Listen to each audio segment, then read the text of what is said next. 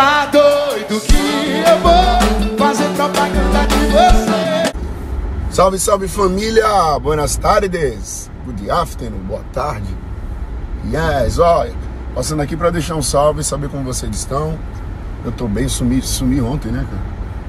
Olha a cara de sono, tá bem complicado dormir em casa devido à reforma, um bate-cum da zorra, quebradeira da zorra. Mas enfim, acontece, por uma boa causa. E vim também falar para vocês sobre a Steel Clean SSA. Steel Clean Salvador é nada mais que o quê? Uma empresa, aquelas que limpa o sofá, limpa seu tapete, que quando você derrama algum líquido ela não penetra, acaba aqui passando sobre o seu estofado e deixa limpinho. Então eu vim indicar vocês porque eles fizeram em casa devido a essa reforma, muita poeira, muita sujeira. Steel Clean Salvador.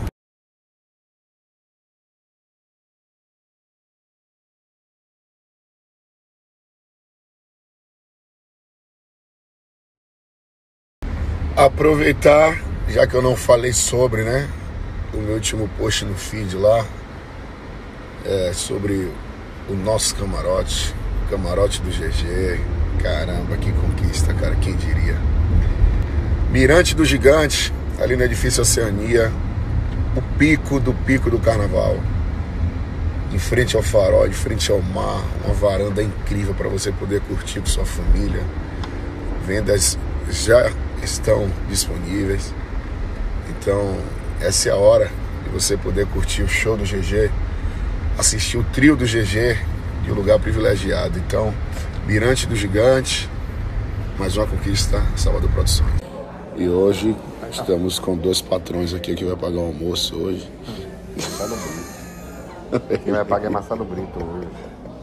Aniversário de Sprite e Marcelo, fazendo essa mesma data os dois. Aí vão pagar. Pelo menos você disse, rapaz, tem uma cara que você não paga algo.